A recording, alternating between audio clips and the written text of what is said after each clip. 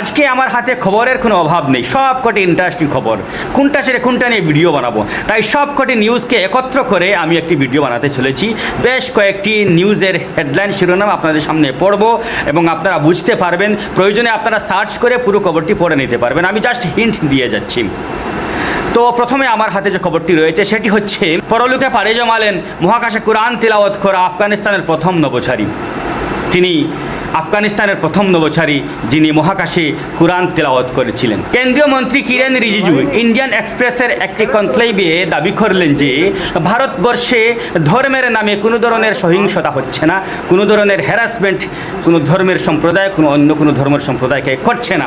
তিনি এমনটা বলেছেন, তার ভিডিওটি আপনারা দেখতে পারেন। তিনি এখানে বলছেন যে আপনারা আমাকে এমন একটা খবর দিন যেখানে ধর্মের নামে কাউকে হ্যারাস করা হচ্ছে, বলুন। দেখুন এখানে তিনি কি বলছেন, সামান্য সময় আপনারা শুনে নিন তিনি কি বলছেন।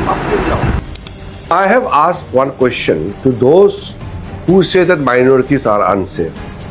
If anybody can give me the name of the person, a Muslim, the Christians, the Buddhist, Jain, Parsi or Sikh, who has left India for... এবার আমি আমার কথা বলি।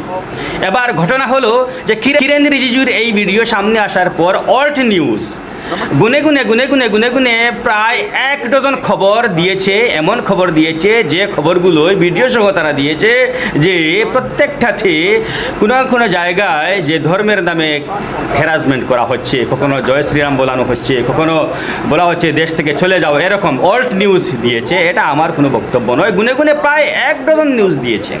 যাই হোক, এটা হচ্ছে কিরেন রিজিজুর বক্তব্যের এই প্রতিক্রিয়া, অল্ট নিউজ যেটা দিয়েছে।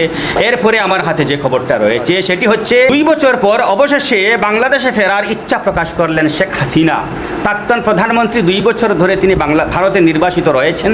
এবার তিনি বাংলাদেশে যাওয়ার চিন্তাধারা করছেন। তিনি জানিয়ে দিয়েছেন যে তিনি বাংলাদেশ যাবেন, কেননা তাকে ছাড়া সেখানকার গণতন্ত্র দম বন্ধ হয়ে মারা যাচ্ছে বলে তার অভিমত। সেখানে গিয়ে তিনি গণতন্ত্রকে উদ্ধার করবেন বলে তিনি জানিয়েছেন। কোন দিন যাবেন সেটাও তিনি জানিয়েছেন। আপনাদের জানিয়ে রাখি, তার উপর মৃত্যুদণ্ডের শাস্তি ঝুলছে। বাংলাদেশের আদালত তাকে মৃত্যুদণ্ডে সাজা দিয়েছে। নিজের 2টা পোষ্য কুকুরের মৃত্যুতে মনের দুঃখে ক্ষোভে বিষ পানে আত্মহত্যা করলেন এক যুবক। এই যুবকের বাড়ি হচ্ছে করিমগঞ্জ শহরে।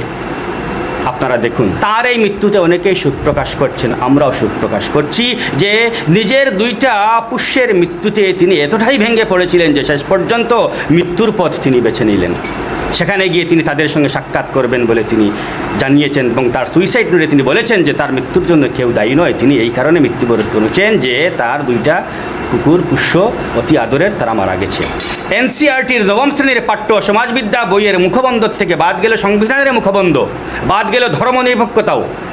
সেখানে সংযোজিত হলো মনুস্মৃতির শ্লোক সংযোজিত হয়েছে নির্বাচন কমিশনের স্বচ্ছতা, সংযোজিত হয়েছে SIR।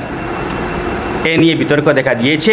এনসিইআরটির 9ম শ্রেণীর পাঠ্য সমাজবিদ্যা বইটির নাম হচ্ছে understanding society India and beyond part 1।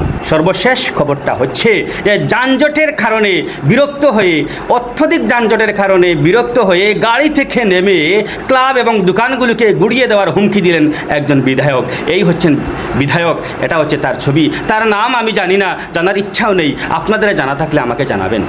আমার খবরগুলো কেমন লাগলো আপনারা জানাবেন। কিছু সময় পরে আরেকটি আলাদা ভিডিও নিয়ে আসছি, আলাদা একটি খবর নিয়ে। ততক্ষণের জন্য ভালো থাকবেন, ধন্যবাদ।